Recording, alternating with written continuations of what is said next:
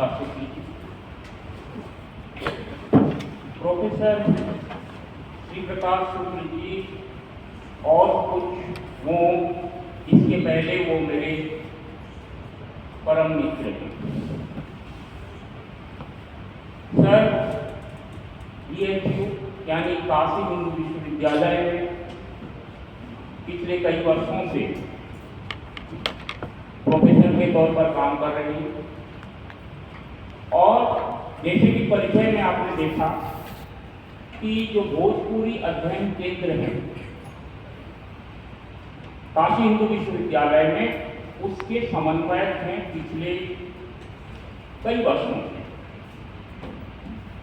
केंद्र होते हैं, साल में एक आध गतिविधि होती है, लेकिन यह अकेला केंद्र है काशी हिंदू विश्वविद्यालय में जहां हर महीने 3-4 प्रोग्राम होते हैं।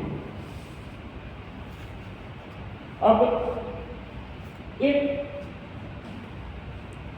यह तो उनका जो है दूसरा परिचय है, लेकिन बेसिकली हिंदी की दुनिया में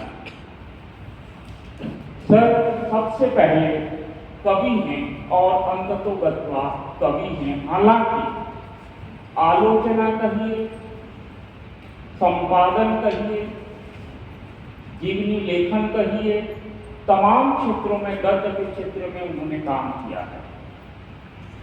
लेकिन 90 के दशक के बाद जो चंद कवि हिंदी की दुनिया में आए और लगभग उन्होंने समकालीन हिंदी कविता को नया मोड़ देने में जिनकी बड़ी भूमिका रही है, उनमें से प्रोफेसर श्री प्रकाश शुक्ल अन्यतम है, मूर्धन्य। यह मुझे कहने में कोई संकोच नहीं है कि 90 के दशक के बाद की कविता पर विचार करें और उस विचार गोष्ठी में या उस विचार के बिंदुओं में श्री प्रकाश शुक्ल जी अनुपस्थित रहें तो वह काम पूरा नहीं होता है। अब तक उनके कई संग्रह आ चुके हैं। इनकी कविताओं से अगर आप गुजरना चाहते हैं तो आप पाएंगे कि तमाम संग्रह हैं जिन्हें पढ़ के विनोद जी सुनाएंगे।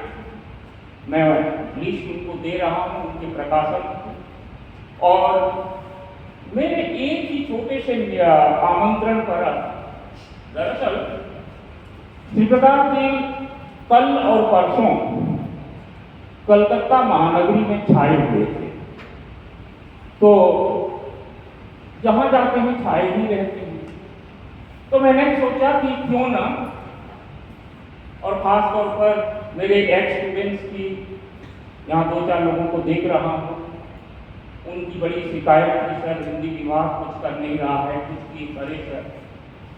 तो जैसे ही मैंने श्री प्रकाश जी से आग्रह किया कि आइए हमारे छात्रों के बीच अपना संवाद स्थापित कीजिए, कुछ बोले, तो उनसे बातचीत हुई और यह बातचीत हुई कि कविता की पक्षधरता, इस विषय पर वो बात करेंगे। इसके बाद अपनी कविताओं में से कुछ कविताएं आप लोगों के समक्ष रखेंगे, तो निकिता जैसी या फिर और लोग जो लिख रही हैं उनको भी कुछ प्रेरणा जैसा मिलेगा कि कैसी कविताएं आज की तारीख में लिखी जा रही हैं और कौन सी कविताएं लैंडमार्क होती हैं। जैसे ही मैंने इसे फेसबुक में दिया तो एक सवाल उठा, और वो सवाल आपके मन में भी उठा होगा। विलियम वर्ड्सवर्थ ने कविता के संबंध में जो बातें कही कि लेकिन क्या कविता वह होगी जिसमें सिर्फ आप ही आप होंगे? क्या कविता वही हो सकती है जिसमें केवल कल्पनाएं होंगी? क्या कविताएं वह हो सकती हैं जिसमें उसका कोई सामाजिक, सांस्कृतिक, राजनीतिक सरोकार न हो? तो आखिर कविता कहेंगे किसे हम? तो कविता की पक्षधरता अगर हो गई तो क्या वह फिर वो प्रगतिवादी कवि जो थे, जिन्होंने की लगभग अधिकांश जो फैशन के तौर पर लिखने लगे, और तो क्या फिर उसमें कविताई वाला जो अंश है, उसका जो शिल्प पक्ष है, क्या वह शिल्प पक्ष के साथ भी कवि समझौता करेगा? आखिर शिल्प पक्ष पर कितना महत्व दिया जाए और संवेदना पर कितना? तो कविता किसकी पक्षधरता करती है? मेरी, तुम्हारी, आपकी, सबकी, या अपनी कल्पनाओं की, अपनी कल्पनाओं के पंख के सहारे उड़ने वाले भावों की? ऐसे छोटे से 3 शब्द हैं कविता की पक्षधरता। लेकिन जब हम उससे गुजरते हैं एक बड़ा संदर्भ हमारे सामने आता है, और चित्रकार जी बहुत अच्छे वक्ता भी हैं, तो मैंने सोचा कि जो लाभ मैं इतने वर्षों से लेकर आया हूँ, हम लोगों के जो संवाद होते हैं, लंबे लंबे संवाद होती थी, पीएचडी जाता हूँ तो जाहिर सी बात है कि वो संवाद और आगे बढ़ता है। तो इसका लाभ मेरे कहने के विद्यार्थियों को मिले, और उन विद्यार्थियों को भी मिले जो एमए करके यहाँ से जा चुके हैं, लेकिन उनकी आत्मा कविता में है, साहित्य में है, विभाग में है ये नहीं कह सकता, क्योंकि विशाल को छोड़ देने से तो मुश्किल से भी विभाग में कोई आता है। पुराने छात्रों की बात कर रहा हूँ, लेकिन 2-4 चेहरे देखकर मुझे बड़ी खुशी हो रही है कि जब कभी भी आपको, जरूरी नहीं है कि विनोद सर या होगा सर बुलाएं कब आए, जब कभी भी आपको लगे कोई कार्यक्रम अगर हो रहा हो तो वो खुला निमंत्रण है और आप उसमें सम्मिलित हों। और मैं अभी विनोद जी को, क्योंकि वो संयोजन वही कर रहे हैं, तो जो श्री प्रकाश शुक्ल सर का जो साहित्यिक परिचय है, लगभग सभी किताबों से मैं गुजरा हूँ, और उन्हीं रचनाओं के आधार पर कह रहा हूँ कि हमारे समय के बड़े महत्वपूर्ण कवि, प्रतिष्ठित कवि, और जाहिर सी बात है कि आज हम उनके कवि और आलोचक दोनों रूपों से मैं भी परिचित हूँ। कभी तो इतनी कॉन्फिडेंटली बात कर रहा हूँ, तो आप भी परिचित होंगे। अब मैं माइक्रोफोन विनोद के हवाले, सॉरी डॉक्टर विनोद कुमार के हवाले सौंपता हूँ। डॉक्टर विनोद कुमार।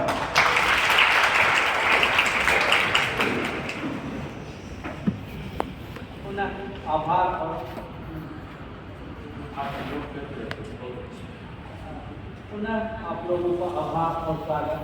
जहाँ एक तरफ गुरु और एक तरफ अभिभावक मेरे पास हों, वहाँ पे डॉक्टर नहीं बल्कि विनोद जी मेरे लिए सबसे प्रिय। मेरे लिए अच्छा लगेगा कि विनोद जी कहे तो, क्योंकि मैं इससे अलग नहीं हट सकता हूँ, क्योंकि मैं हमेशा विभाग के रूप में देखता हूँ सर को। और जब कभी कर्म की बात हो रहा हो तो मुझे अन्यास तुलसीदास का एक पद याद आता है कि कवि हो ना चतुर कहाऊं, मति अनुरूप राम गुण गाऊं।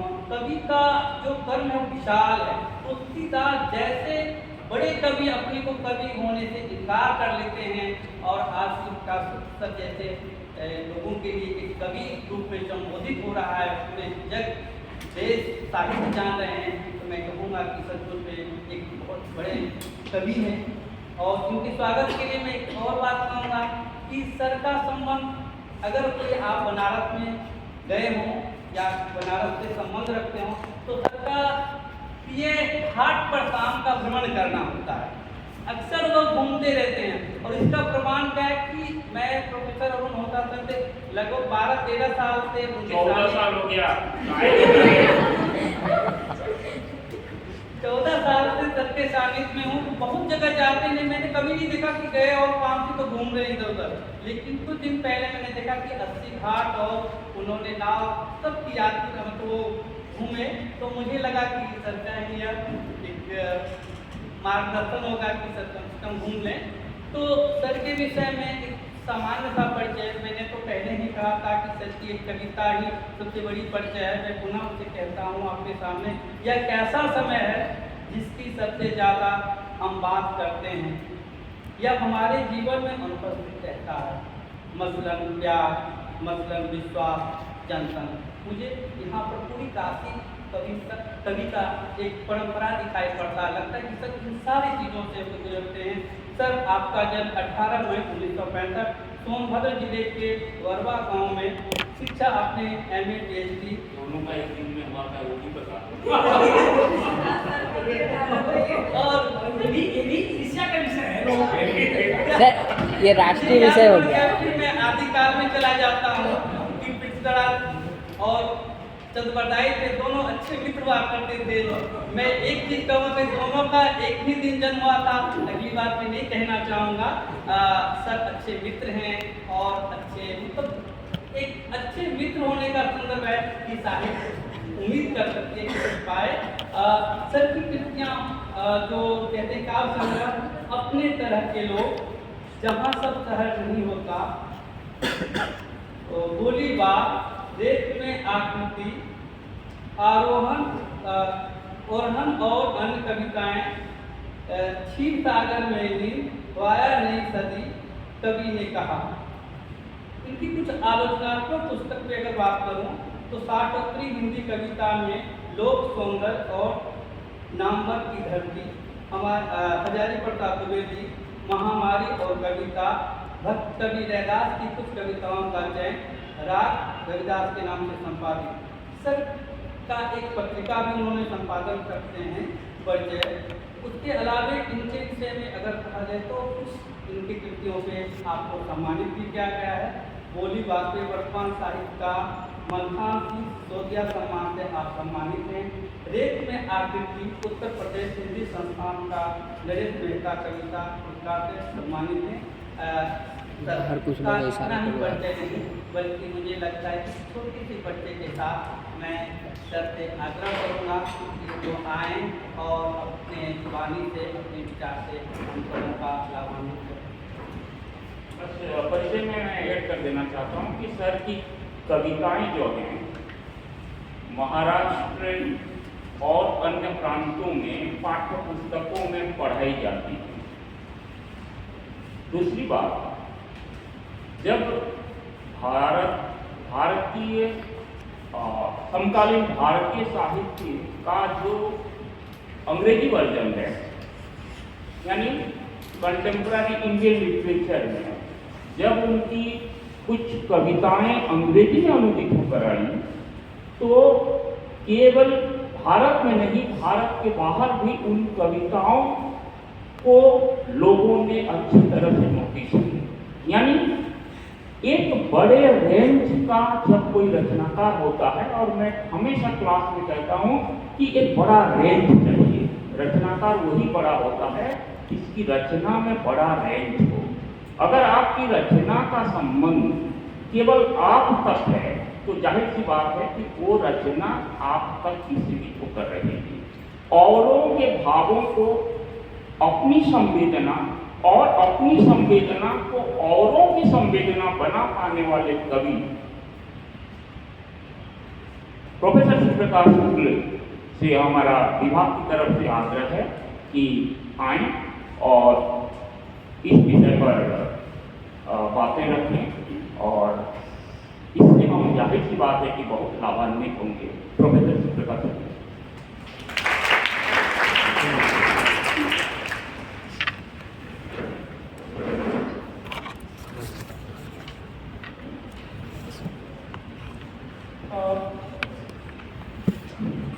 सबसे पहले तो मैं इस विश्वविद्यालय के हिंदी विभाग के यशस्वी शिक्षक और विभागाध्यक्ष, अपने समय के अन्यतम महत्वपूर्ण समालोचक भाई अरुण होता के प्रति अपना आभार व्यक्त करता हूँ। उन्होंने हमें ये अवसर दिया कि मैं उनके छात्रों से और उनके शिक्षकों से सीधा संवाद कर सकूं। और बहुत समय से, बहुत दिन से आपके सर यानी मेरे मित्र के इस आलोक वृत्त को देखने की इच्छा थी और चल रहा था किसी बहाने। इस बार जो कार्यक्रम बना और मैंने इन्हें खबर किया, जिन्होंने कहा कि इस बार आपको आना ही है। रास्ते में हम लोग चले, बीच बीच में जैसा होता है संयोजक की भूमिका में और मित्र हों, कोई बात ही नहीं है। तो छात्रों को लेकर के सर का था कि ज़्यादा नहीं 15-20 छात्र रहेंगे और क्या इसलिए परीक्षा का कोर्स और पाठ्यक्रम खत्म हो गया है। मैंने कहा कि 5 भी रहेंगे तो कोई बात नहीं है, आप तो 25 को ज़्यादा ही कर रहे हैं, लेकिन आपके आलोक वृत्त को मैं देखूँगा। यहाँ जब पहुँचा सभागार में तो मैं देख रहा हूँ कि यहाँ 200 छात्र बैठे हुए हैं। अब ये पूरा सभागार आपका भरा हुआ है, ये कौन सा चमत्कार है? तो यह समझिए कि आपके सर यानी प्रोफेसर होता सर की उपलब्धि है और सब इनकी शिक्षा दीक्षा है कि आप छात्र यहाँ पर आए हैं। मुझे चाहे भले देखने आए हूँ, सुनने तो इनको आए, भाई देखने का मतलब इस नाते कि बाहर से आए हैं, क्या बोले कैसे गलत नहीं होते। तो मैं सबसे पहले आप छात्रों को मैं अपना स्नेह अर्पण करता हूँ, आपको अपना स्नेह देता हूँ, अपनी शुभकामनाएं देता हूँ कि जिस पश्चिम बंगाल राज्य विश्वविद्यालय के हिंदी विभाग के आप छात्र हैं और जो 12-7 कलकत्ता से 1.5 से 2 घंटे की दूरी पर है, वह असल में इस केंद्र में आप भाग्यशाली हैं। एक ऐसा शिक्षक मिला हुआ है जो इस देश के किसी भी हिंदी विभाग के शिक्षक से ज़्यादा मूल्यवान है और जिसकी ज़रूरत यहाँ पर थी या होनी चाहिए। ये अरुण जी की देन है, इतने छात्र छात्राएँ यहाँ बैठे हुए हैं और इस विषय पर सुनने के लिए आए हैं। अब विनोद कुमार जी हैं, आपके दूसरे गुरुजन हैं, इनसे बातचीत पहले से होती रही, मुलाकात आज हुई। मैं इनके प्रति अपना आप छात्रों जैसे ही स्नेह निवेदित करता हूँ, छोटे बहुत उम्र में। लेकिन आप ये देख सकते हैं कि मैं जब कलकत्ता से चला हूँ और अरुण जी के विश्वविद्यालय आना है, तो आपने देखा होगा तो मैंने कुर्ता भी संभलपुरी पहना। ये उड़िया अरुण जी की उड़िया भाषी, मैंने मातृभाषा इनकी उड़िया है। तो मेरे पास एकमात्र संभलपुरी कुर्ता था। मैंने कहा आज उनके आयोजन में संभलपुरी कुर्ता ही पहन के चलूंगा। इतना हमारे इनके बीच की जो केमिस्ट्री है कितनी फिट है। यहाँ आया तो निहारते ही आया, सड़कों को निहारते। आप जिस सड़क पर आप रोज चलते हो, सड़क मुझे पहली बार चलने का मौका मिला, देखने का मौका मिला। चुपचाप था ये अपने विश्वविद्यालय परिसर के बारे में बता रहे थे। जब यहाँ घुसा तो देखा कि यह पूरा का पूरा परिसर विश्वविद्यालय का जलाशयों से घिरा हुआ है। जिधर देखा उधर जलाशय। तो मुझे एक रूपक दिखा, मैंने इसे कहा, अरे भाई कहाँ कहते थे 12 साल ये हो, कितना खूबसूरत परिसर है ये। तो मैंने कहा इस जल वृत्त से घिरा हुआ अरुण वृत्त है। और क्या चाहिए?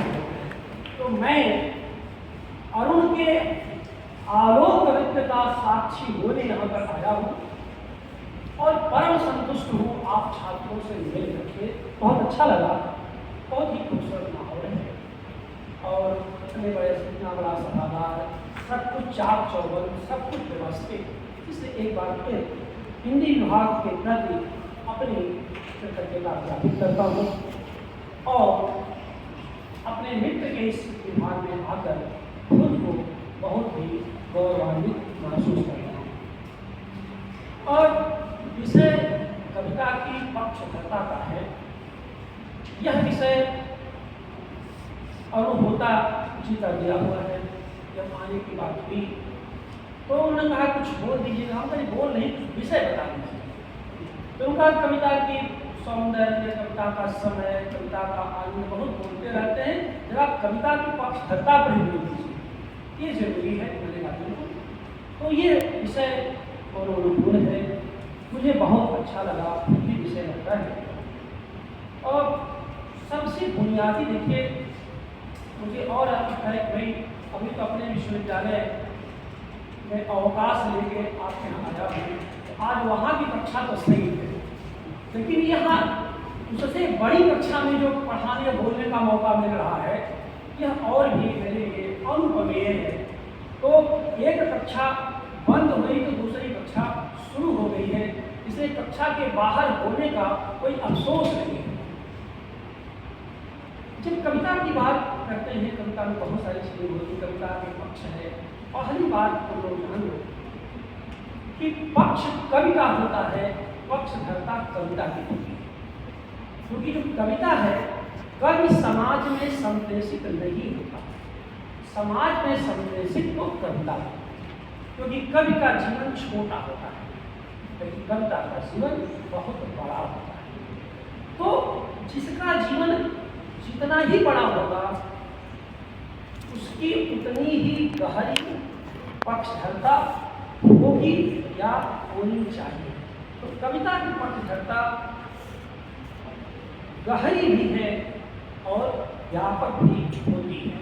उसका एक कारण यह है कि कविता की बुनियादी पक्षधरता मनुष्य तक पहुँचने की होती है, आदमी तक अपने को पहुँचाने की होती है।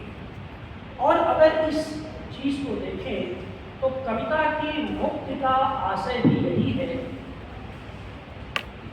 जब कविता अपने कवि से मुक्त हो जाती है, यानी जब कवि के बाहर चली जाती है कविता, तो कवि से तो मुक्त हो जाती है, लेकिन उसे मुक्ति तब तक नहीं मिलती।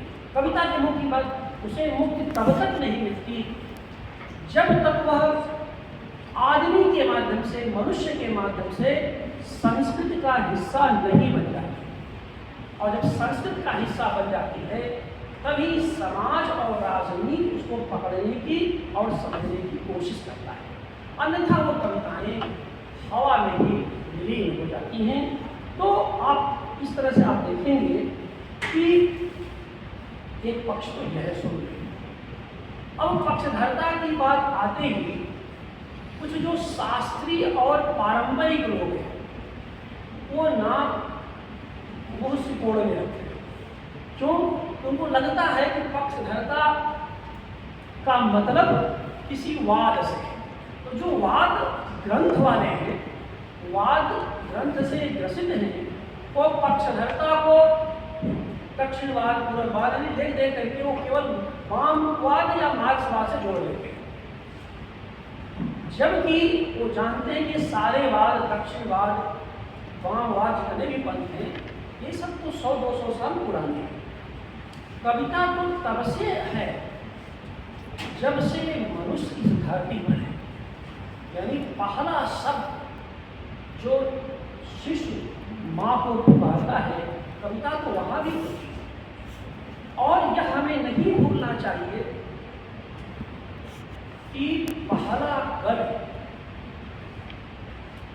इस देश का, भारतीय कविता का जो पहला कवि था वाल्मीकि, वह बुनियादी तौर पर एक पक्षधर कवि था। यह बात हमारे छात्र दर्ज करें और पूरी निष्ठा के साथ दर्ज करें कि पहला वह वाल्मीकि तो किसी वाद में तो नहीं हो सकते थे, तब तो किसी कुछ पता भी नहीं था। लेकिन आप देखिए कि उनकी कविता किसी की पक्षधर कविता है। वाल्मीकि ने जब पहला श्लोक लिखा, मां निषाद प्रतिष्ठाम त्वं गवः शाश्वती समा यत् क्रौच मिथुनाद एकम बधी कामं वहितम, तो वह इतने पक्षधर थे कि बहेलिये से नहीं, वह मिथुन रथ क्रौच पक्षी के साथ खड़े। और उसमें भी साथ इस नाते खड़े थे कि दाम्पत्य जीवन में बधे हुए क्रौच के पक्षी के जोड़े को जो तुमने मारा है, यह अपराध है, यह सभ्यतागत और सांस्कृतिक अपराध है। पहेलिये के पेशे को उन्होंने प्रश्नांकित नहीं किया, उन्होंने प्रश्नांकित किया है उन संबंधों को जिसके बीच तुमने मारा है। यानी जो उनका जो करुणा विगलित मन था, जो जीवन के पक्ष में वह बात कहना चाहते थे, और तब कहा गया है कि शोकः श्लोकोत्तमांगतः, शोक ही श्लोक में बदल गए। तो जो जब हमारी शास्त्रीय परंपरा की नींव में ही शोक के श्लोक में बदल जाने की चेतना और बेचैनी है, तो कविता को क्या पक्षधर नहीं होना चाहिए? कविता में जो लोग आनंद की बात करते हैं, सौंदर्य की बात करते हैं, क्या उसमें जीवन नहीं होता? क्या उस आनंद की अपनी पक्षधरता नहीं है? बुनियादी तौर पर आनंद ही जीवन का पक्षधर काव्य होता है, काव्य को निर्णय करता है। इसी कारण से देखो कि शास्त्र के समानांतर जब काव्य खड़ा हुआ, तो काव्य यानी कविता सबसे पहले मनुष्य के साथ खड़ी हुई। शास्त्र मनुष्य के साथ खड़ा नहीं था, मानवीय समानता के साथ शास्त्र खड़ा नहीं था। इस बात को आप काव्य शास्त्र के माध्यम से जान सकते हैं, संस्कृत साहित्य के माध्यम से जान सकते हैं, और हिंदी और भारतीय भाषा के साहित्य के माध्यम से जान सकते हैं। बुनियादी तौर पर जो शास्त्र था उसमें श्रेणीबद्धता थी, उसमें पात्रता की खोज हुआ करती थी, कौन ज्यादा पात्र है, और उच्च कुलीन जो लोग हुआ करते थे उच्च वर्ण के, शास्त्र के अध्ययन के लिए वे ही सुपात्र थे। उसमें वर्ण व्यवस्था में निचले पाए पर जो लोग थे, तो वो पात्र नहीं थे, दूसरे स्त्री पात्र नहीं थे। भारतीय समाज की जो स्त्रियां थी उनको शास्त्रीय प्राप्तव्य की छूट नहीं थी, वहां तक पहुंचने की छूट नहीं थी, जिसके लिए लंबा संघर्ष रहा सभ्यता में। और उसी की परिणत है कि 20वीं सदी का उत्तरार्ध विमर्शों के साहित्य से अलग आइडेंटिटी लिटरेचर जो आया, तो उसी के भीतर से आया। चाहे आप दलित साहित्य, स्त्री साहित्य, आदिवासी साहित्य, पर्यावरण से बहुत सारे साहित्य की बात आप कर सकते हैं। तो कहने का आशय यह है, जब काव्य आया, और काव्य आने का मतलब भरत ने जब नाट्य शास्त्र लिखा, और उसके पहले आयतरेय महीदास जो काव्य शास्त्रीय पहले आचार्य थे, आयतरेय महीदास, उन्होंने देव शिल्प बनाओ मानुष शिल्प की बात की थी। और मानुष शिल्प की जो परिकल्पना है वह कविता की पहली पक्षधर परिकल्पना है, जिस समय हमारा काव्य शास्त्र का विकास भी हुआ है। उसकी तो भरत के बाद भामा, दंडी, भट्ट तमाम लोग आते हैं, लेकिन जो बुनियादी चीजें हैं, तुम लोग इस बात को जानते होंगे कि कविता का जब शास्त्र विकसित हुआ, तो उसने ये बताया कि कविता एक जिम्मेदार कर्म है। भामह का काव्यालंकार और दंडी का काव्यादर्श आपके यहाँ भारतीय काव्य शास्त्र में पढ़ाया जाता है, पाठ्यक्रम जरूर होगा, सर बताए होंगे, और यहाँ दोनों सर आपको संबोधित करते ही होंगे। भामह से लेकर के दंडी से लेकर ये जो शास्त्र खड़ा हुआ, शास्त्र के समानांतर कविता खड़ी हुई, और उस कविता ने इस बात की बुनियादी शिनाख्त की थी कि यह कविता एक ऐसी कविता है जो सबके लिए संभव है। इसमें किसी प्रकार का जाति भेद, धर्म भेद, वर्ण भेद नहीं है। तो आपकी पक्षधरता की शुरुआत उस शास्त्र के समानांतर कविता के खड़ी होने से होती है। ये तो बाद वाले विमर्श बाद में खड़े हो गए, जब कहा कि ये वाम पंथ है, दक्षिण पंथ है, उत्तर पंथ है, दक्षिण पंथ है, ये सब तो बाद की चीजें हैं। क्योंकि जब आधुनिकता आई, तो जब आइडेंटिफिकेशन आया, उसमें तरह तरह के भाई वाद आए। आप सब जानते हैं कि वो 20वीं सदी में तो संरचनावाद, उत्तर संरचनावाद, आधुनिकता, उत्तर आधुनिकतावाद, रूपवाद, शैली विज्ञान, और उसी में जो है वामपंथ, उसके बाद दक्षिणपंथ, प्रगतिशील, कलावाद। लेकिन आप देखिए, मैं असल में मैं चाहता हूँ कि बुनियाद को पकड़ो। बाकी ये चीज़ें जो ये बुनियाद है, ये जल्दी हम कक्षा में छात्रों को जब पहली या दूसरी कक्षा लेते हैं, 2 कक्षा में यही बात बताते हैं। ये जो बुनियाद है, इसको समझने की कोशिश की जानी चाहिए। क्यों? क्योंकि कविता एक आर्गेनिक होल थी। हमारे काव्य शास्त्रियों के लिए कविता एक टोटल आइडेंटिटी, कंप्लीट थी। वो जो है समग्रता में देखी जाने वाली विधा थी। उसमें सेक्शंस नहीं थे, उसमें आनंद भी था, अवसाद भी था, दुख भी था, करुणा भी था, प्रेम था। आखिरकार 8 स्थायी भाव ही तो हैं। रति, हास, शोक, क्रोध, भय, उत्साह, जुगुप्सा, विस्मय, यही 8 स्थायी भाव हैं जो धरती के किसी भी मनुष्य में होते हैं। वो चाहे अमेरिका में पैदा हो और चाहे पश्चिम बंगाल में पैदा हो, भाव यही होंगे। इन्हीं के परमुटेशंस और कॉम्बिनेशन से चीजें विकसित होती, और यही से साहित्य। इसी नाते भाव और रस में अंतर है। भाव अमूल्य होता है, भाव आपके भीतर होता है, लेकिन पता नहीं चलता किस भाव में आप। जब वह भाव, विशेष भाव साहित्य के क्रांति का हिस्सा बन जाता है, तो वही भाव रस में रूपांतरित हो जाता है। लेकिन जो रस है मूलतः तो भाव है, लेकिन वो संप्रेषित होता है अपने आश्रय के माध्यम से, अपने आनंद के माध्यम से, जिसे आप विभाव कहते हैं, विशिष्ट भाव। उसके लिए साहित्य चाहिए, नाटक चाहिए, कविता चाहिए, कहानी चाहिए, जिस भी माध्यम से हो, लेकिन ये सब सारी चीजें। तो जो बुनियादी चीज थी वो ये थी, जिस पर मैं शुरू में ही आप छात्रों को ये बात बताना चाहता हूँ। क्योंकि आधुनिकता में जो मॉडर्न पोएट्री है, उसमें बहुत कुछ आप जानते होंगे, बहुत पढ़े होंगे।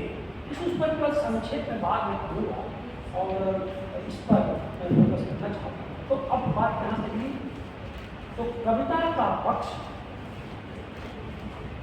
बल्कि एक कवि का पक्ष और कविता का पक्ष करता कुछ और नहीं, सत्य के उद्घाटन में। और सत्य तो बहुत विवादित है, लेकिन ऐसा नहीं है। सत्य विवादित होता है सभ्यता के विकास में, लेकिन कुछ ऐसे स्थायी भाव होते हैं, वैसे ही कुछ स्थायी सत्य के स्थायी मूल्य भी होते हैं जो शाश्वत होते हैं। कविता उन मूल्यों को ऐड करती रहती है, विकास करती रहती है, विस्तार करती रहती है। क्यों ऐसा?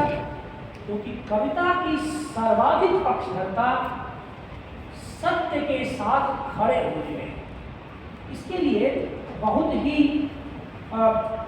सुंदर है ईसा वास्योपनिषद में एक श्लोक है। अब लोग कहाँ कविता छुपी हुई है। ईसा वास्योपनिषद में एक श्लोक है, हिरण्मयेन पात्रेण सत्यस्य पिहितं मुखम तत्पूषण अपावेणु सत्य धर्माय दृष्टये। वो कहते हैं हिरण्मयेन पात्रेण, वो एक ईश्वर से प्रार्थना करता है कि एक सोने के ढक्कन से सत्य का मुख ढका हुआ है। तत्पूषण अपावेणु, अपावेणु माने खोल दो, कह दो उसे खोल दो। इसलिए खोल दो, सत्य का मुख सोने के ढक्कन से ढका हुआ है, माया से ढका हुआ है। यानी माया क्या है कविता में? सभ्यता का आवरण है। सभ्यता का आवरण क्या है? सुखजी को याद करो कि जैसे जैसे हमारी सभ्यता का विकास होता जाएगा, जैसे जैसे सभ्यतागत जटिलताएं बढ़ती जाएंगी, वैसे वैसे एक और कवि कर्म कठिन होता जाएगा और दूसरी तरफ कविता की जरूरत बढ़ती जाएगी। ये कविता की पक्ष होता है, ये बुनियाद में है। तो कहते हैं कि तत्पूषण अपावेणु सत्य धर्माय दृष्टये, सत्य और धर्म के लिए उसको खोल दीजिए। पर जो ऋषि है, जो आद्य नियंता है, वो भी यही बात बता रहे हैं कि हमारी कविता सत्य को उद्घाटित करते, धर्म को उद्घाटित करते। वह धर्म जो मनुष्य, देखिए सत्य हो या धर्म, उसकी बहुत सारी, अब तो धर्म की बड़ी जटिलताएं हो गई हैं।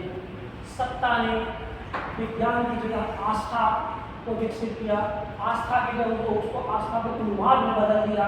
ये सब तो आधुनिक या करने की बातें होती हैं, लेकिन सत्य और धर्म बुनियादी तौर पर वह है जो मनुष्य को मुक्त करे, जो उसे ज़्यादा मानवीय बनाए, ज़्यादा सामाजिक बनाए और ज़्यादा जागरूक बनाए। तो ये सत्य और धर्म की बुनियादी स्थिति है।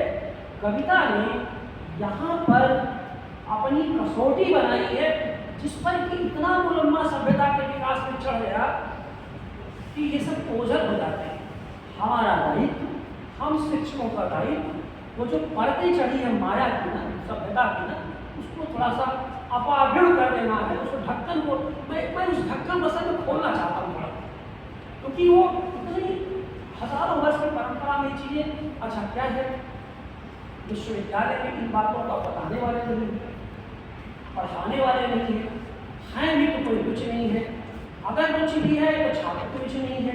क्योंकि क्या होता है, आपको देखा होगा कि जो काव्य शास्त्र को चाहे पश्चिम का पढ़ लेगा, वो उसे आधुनिकता, उत्तर आधुनिकता, ये वो दुनिया भर का वो देरीदार जाने, उसको डका के माहौल बनाएगा।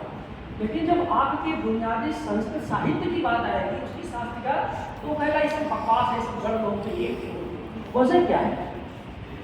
25-26 साल के शिक्षक के अनुभव से मैं कह रहा हूँ, गालियाँ वही देता है अपनी परंपरा और सांस्कृतिक रीति को जिससे पता ही नहीं उसमें है क्या। और जब पता रहेगा तो आप उसके प्रति कृतज्ञ हैं, आप हमेशा उसके प्रति, क्यों? क्योंकि वह गर्भ है जहाँ से ऊर्जा के अनेक स्रोत, अनेक किरणें वहाँ से, उजास की अनंत किरणें वहाँ से उठती हैं। और तब पता चलता है कि आपकी कविता की विरासत कितनी बड़ी है। यूं ही नहीं, भामह ने 6वीं शताब्दी में कविता के बारे में क्या लिखा है?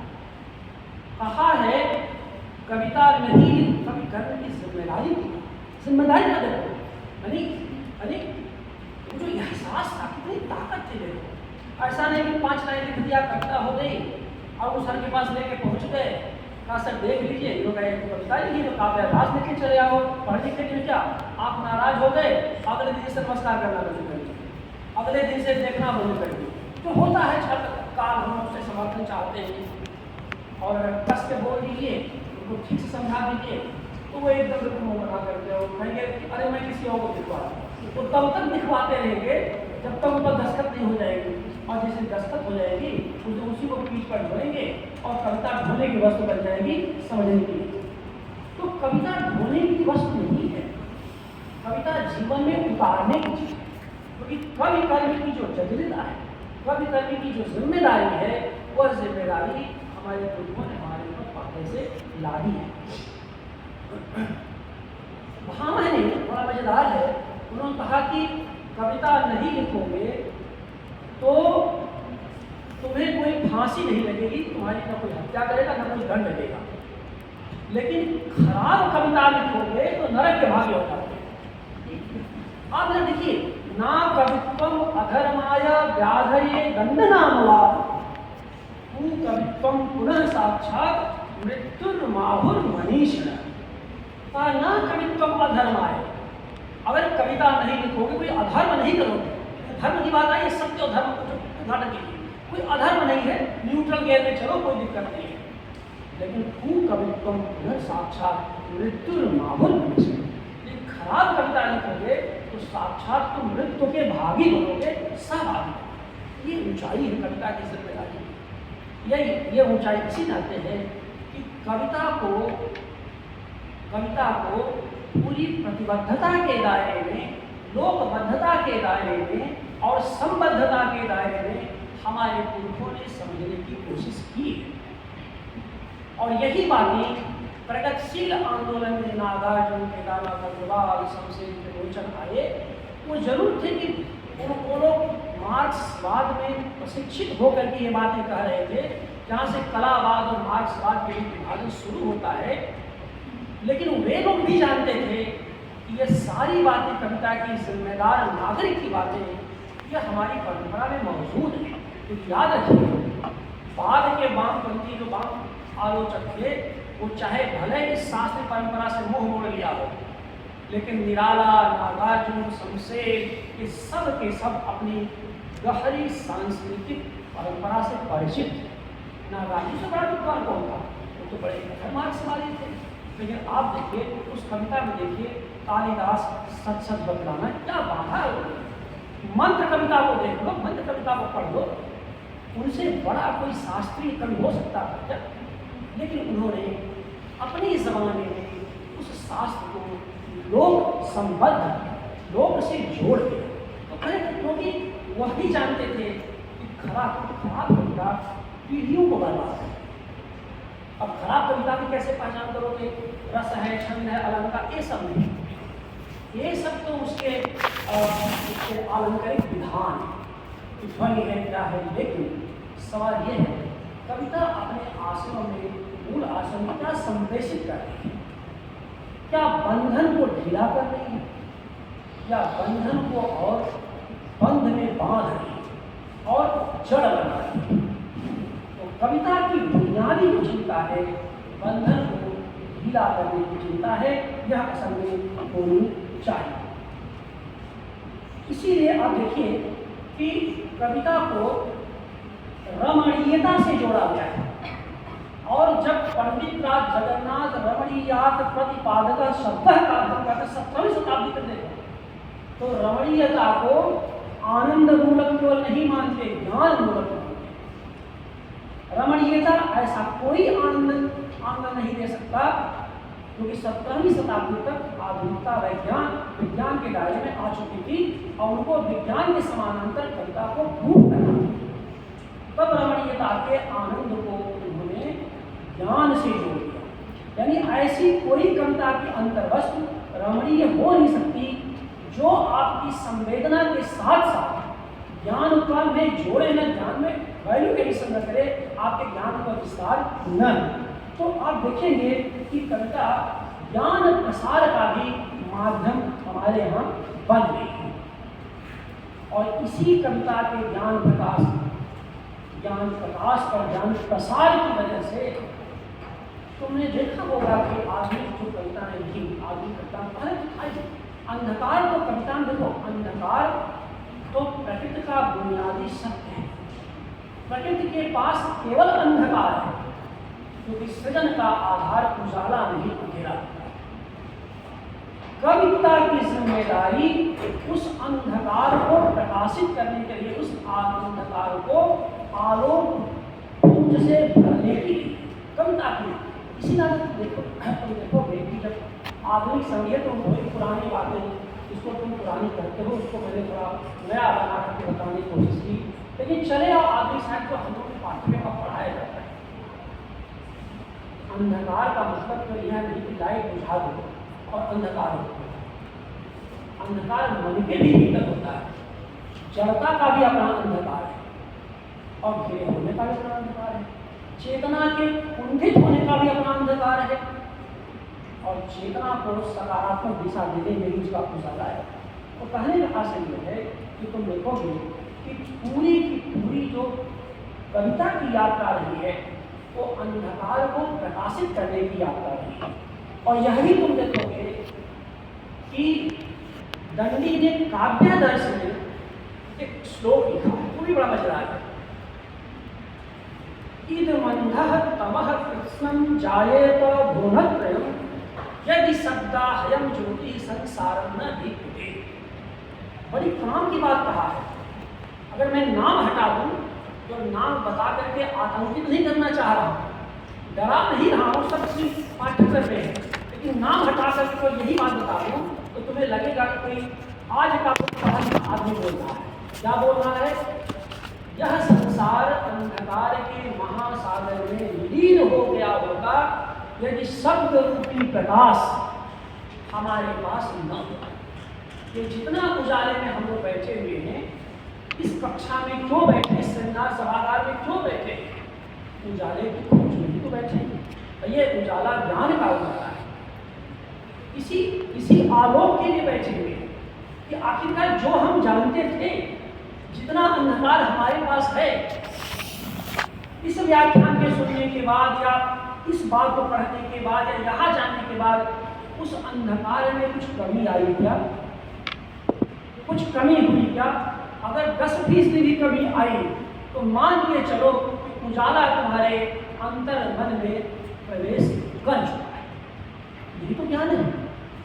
वह बौद्धिक ज्ञान हो सकता है, संवेदनात्मक ज्ञान हो सकता है, ज्ञानात्मक संवेदन हो सकता है, जो भी हो सकता है। लेकिन अंततः तो आपके अंधकार तो कोई पैमाना तो है नहीं, बैरोमीटर से नाप लो। अंधकार तो सब्जेक्टिव फिनोमेना है ना। वो तो जैसे जैसे ज्ञान आपका बढ़ता जाएगा वैसे वैसे एक तरफ अंधकार प्रकाशित होता जाएगा और दूसरी तरफ अंधकार का बोध भी बढ़ता जाएगा। क्योंकि ये जो पूरी सृष्टि है ना, ये बिल्कुल तमाम है। और तुम ये देखो, आधुनिक काल की कविता की पूरी यात्रा अंधकार से प्रकाश की यात्रा है। क्यों? दो बड़े कवि, बाकी कुछ इतना समय नहीं है, उस पर विस्तार से बात करेंगे, फिर कभी आएंगे तो बात करेंगे। तुम निराला और बुद्धिबोध को पढ़ो, पाठ्यक्रम में भी इसे उजाला है। निराला में सघन अंधकार है और बुद्धिबोध में भी सघन अंधकार है। आप देखिए कि राम की शक्ति पूजा की शुरुआत ही होती है अमानिसा उदरता वहां से होगी जय हे पुरुषोत्तम नबी। और मुक्तिबोध की तो सारी कविताएं अंधकार से संघर्ष की ही कविताएं, और तभी तो वो ज्ञानात्मक संवेदनात्मक ज्ञान के सिद्धांत दे पाते हैं। कहानियों में अंधकार है। उनकी पक्षी और दीमक कहानी पढ़ो, इसमें पंख और व्यापारी के परस्पर, पक्षी के पंख और व्यापारी के बीच जो संवाद होता है वो बड़ा जबरदस्त है। तो कहने का आशय ये है कि चाहे कविता हो चाहे कहानी हो, अंधकार से निरंतर उजाले की यात्रा है। और इसी कारण से कविता की जो बुनियादी पक्षधरता का एक और स्वरूप बनता है वो ये है विपरीत स्थितियों में उम्मीद को बनाए रखना। अब उम्मीद न वाम है न दक्षिण है, ये मनुष्य की जिज्ञासा का संबंध मूल्यगत है। विपरीत परिस्थितियों में उम्मीद को बनाए रखना। और सर जानते हैं इन्होंने कोरोना काल में लिखी हुई कविताओं का संचयन किया। बताएं तुमने कितने लोगों ने देखा है, सरकार ने कीजिए। उसमें संकट के समय में जो कविताएं लिखी गई थी कोरोना काल में, वो कविताएं संकट में। और तुम लोग उसको देखोगे कि जब पूरी निस्तब्धता थी, पूरी निस्तब्धता का वातावरण था, कोई कम्युनिकेशन नहीं था, भाई बहन के बीच, माँ बेटे के बीच, पति पत्नी के बीच भी स्पर्शहीनता का संबंध था। शुरुआत कोरोना मुझे न होता है। 20-21 का दौर आप सब उस समय समझदार की कोई दिक्कत आपने जाना कैसे था। उस स्थिति में चाहे जितनी भी दवाएं से लेकर के, लेकिन जो लोग बौद्धिक और साहित्यिक गतिविधियों से जुड़े हुए, यानी जो अपने बौद्धिक अंदाज को बनाए रखें, जो अपने संवेदनात्मक ज्ञान को बनाए रखें, तो वे लोग अपेक्षाकृत दुरुस्त रहे, स्वस्थ रहे और बीमारी के शिकार नहीं हो। जो लोग हाय करते रहे अब क्या होगा, उन्हें कोरोना ने नहीं पकड़ा और उन्हें तमाम तरह की मुश्किलें आई। क्यों? क्योंकि मानसिक उद्वेलन, मानसिक क्रियाएं जब बंद हो जाएंगी तो देह की बीमारी अपने आप बढ़ जाएगी। और उसी दौर में और जानते हम लोग मैंने कोरोजीवी कविता की सैद्धांतिक की, जो महामारी और कविता नाम की पुस्तक में पूरी तरह से दर्ज है और अवसर भी उसमें शामिल है। उस दौर की कविताओं और उस दौर की कविताओं को लिखते समय, पढ़ते समय, समझते समय हमने पूरी कविता के इतिहास की यात्रा की और तब हमने देखा यह कोई पहली महामारी नहीं थी जो हाय हवा मचाती। हमारे साहित्यकारों ने, हमारे बौद्धिकों ने, हमारे चिंतकों ने इसके पहले की महामारियों में भी ऐसे ही साहित्य सृजन करके जीवन को, समाज को बचाने की कोशिश की, उदात्त भाव से, प्रेरणा के स्रोत ने। जब सारा देव मास्क मुखी हो गए, सारा देव मास्क मुखी हो गया, भगवान विश्वनाथ से भगवान जगन्नाथ तक को मास्क पहना दिया गया, डॉक्टर छूने को तैयार नहीं था, तो आपकी अपनी चेतना का आलोक ही तो आपको बचा पाया, जितना बचा पाया। योग, व्यायाम, प्राणायाम, दवा तो चलती रही, लेकिन आपकी मस्तिष्क की जो उर्वरा शक्ति थी उसने आपको बहुत दूर तक बचाने की, सुरक्षा देने की कोशिश की। आपके इम्यून से साहित्य में सब लोग जिसे कहते हैं कि विज्ञान में, चिकित्सा विज्ञान में इम्यून सिस्टम को बढ़ाने की बात करते हैं, क्योंकि साहित्य एक कविता है। और कविता क्यों मैं कह रहा हूँ? क्योंकि कविता पूरी महामारी में इतिहास साक्षी है, अकेली विधा थी जो आपके सामने थी, क्योंकि एकमात्र विकल्प आपके सामने सोशल मीडिया थी। और सोशल मीडिया पर कहानी लंबी तो पढ़ नहीं सकते, आप उपन्यास तो लिख ही नहीं सकते, तो कुछ तो टिप्पणियाँ लिखते थे या कविताएँ लिखते थे। और इतना ज़्यादा कविताओं का उत्पादन हुआ कोरोना काल में, उतना तो नई शताब्दी में नहीं हुआ जितना केवल 2 वर्ष में हुआ। और ये इसको लोगों ने मजाक में तो लिया के साथ बड़ा उत्पादन, ऐसा नहीं। मैं उसे हर कविता को सृजन से जोड़ूंगा। वो सृजन मुखी समय था जो हमें कोरोना काल में भी संकट से बचाए रखा, और कविता के उत्पादन में भी सृजनात्मकता थी।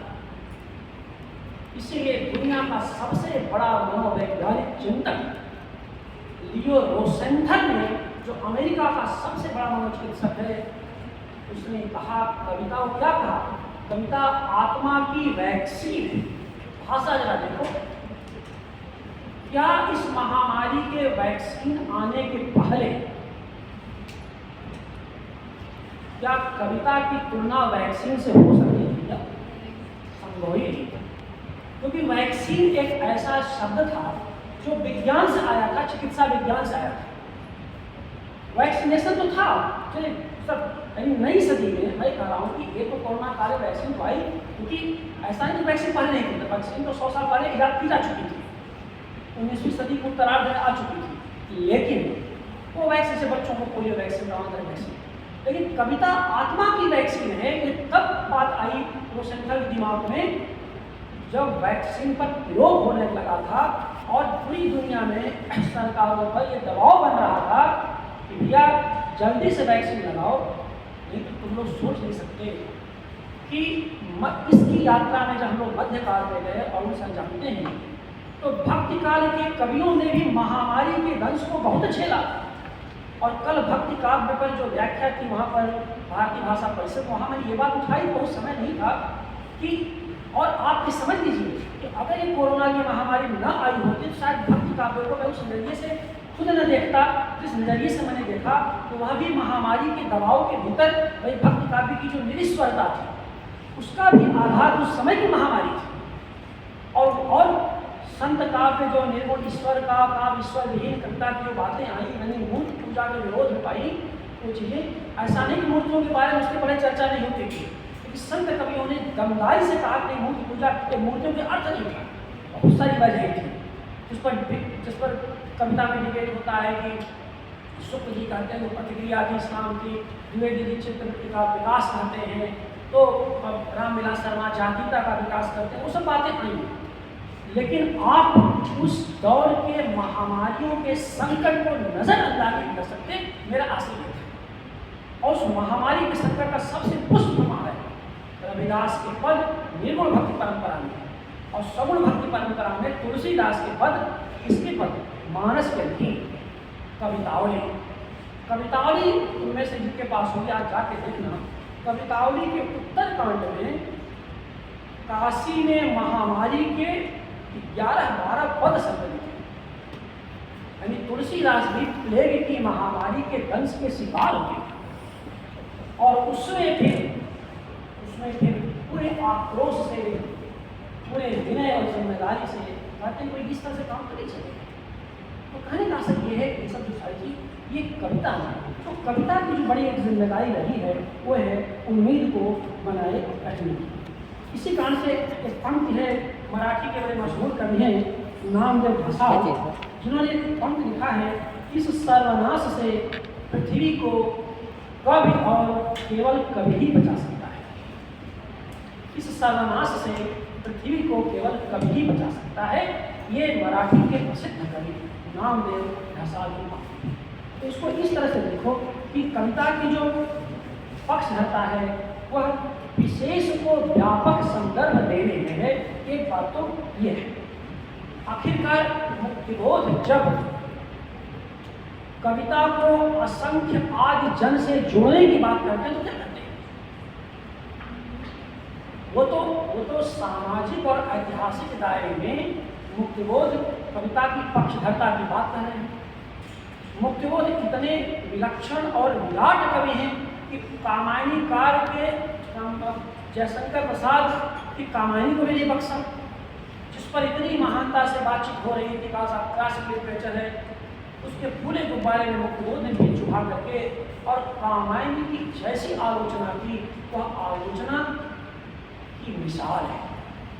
ऐसा नहीं उससे कामायनी ध्वस्त हो गई, लेकिन मुक्तिबोध ने अपनी समझ को स्पष्ट कर दिया और ये बता दिया कि उत्थानशील शक्तियों को समझे बगैर कविता का मूल्यांकन नहीं हो सकता। तो उत्थान शक्तियों का मतलब क्या हुआ? ऐसा नहीं कि